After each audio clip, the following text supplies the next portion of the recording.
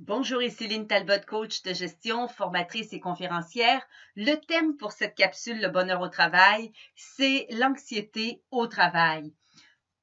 Pourquoi les changements, le rythme effréné, la complexité des projets, des délais qui sont de plus en plus courts et les exigences élevées faisant partie du quotidien en entreprise pèsent aussi lourd sur nous et sur nos épaules? C'est quoi l'impact réel de notre quête d'évolution, de notre besoin d'en faire toujours plus et de faire toujours mieux sur notre santé mentale, sur notre équilibre personnel et notre performance au travail?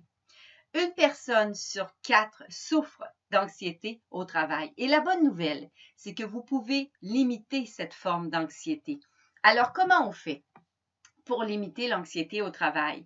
Mais d'abord, une première étape, celle de reconnaître les signes. Ça peut paraître tout à fait évident, mais dans les faits, ce n'est pas aussi simple. Personnellement, il m'a fallu des années avant de découvrir que je souffrais d'anxiété au travail, un trouble émotionnel accompagné d'un sentiment d'insécurité intense qui me paralysait et qui m'empêchait non seulement de performer comme je le souhaitais, mais qui empoisonnait petit à petit ma vie personnelle, ma santé mentale, mais aussi physique.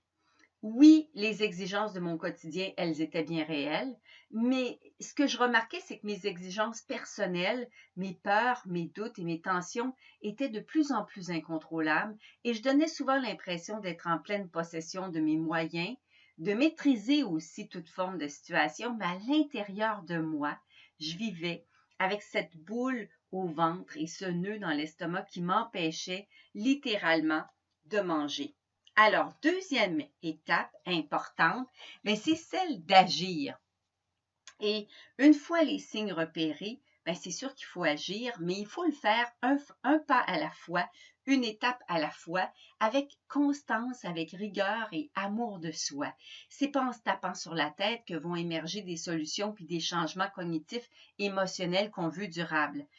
Personnellement, mon premier pas, ma toute première action, ça a été d'identifier toutes les situations susceptibles de me faire vivre de l'anxiété, autant dans ma vie personnelle que dans ma vie professionnelle.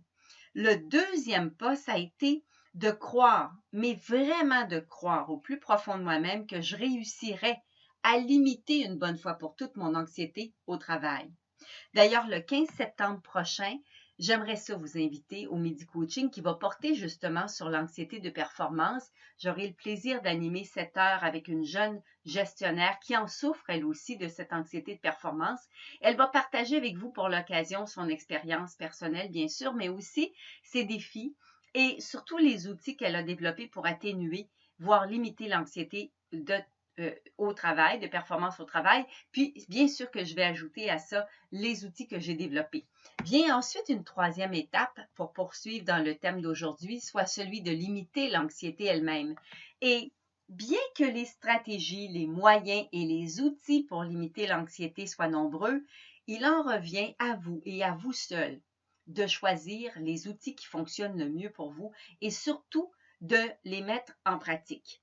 Personnellement, le seul fait de définir à quoi je dois donner priorité, d'avoir un plan d'action bien défini, m'aide énormément. Sans cet outil, je me sens vulnérable, plus à risque aussi de vivre de l'anxiété et pas tout à fait aussi efficace que je le voudrais. Le seul fait de répéter « Respire, Lynn, respire » ne suffit pas à atténuer une crise d'anxiété de performance, croyez-moi.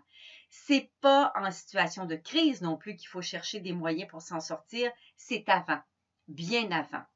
Alors, ma question pour vous aujourd'hui, c'est est-ce que vous souffrez d'anxiété au travail? Comment se manifeste-t-il? Et j'adore apprendre de vous, autant que vous aimez apprendre de moi.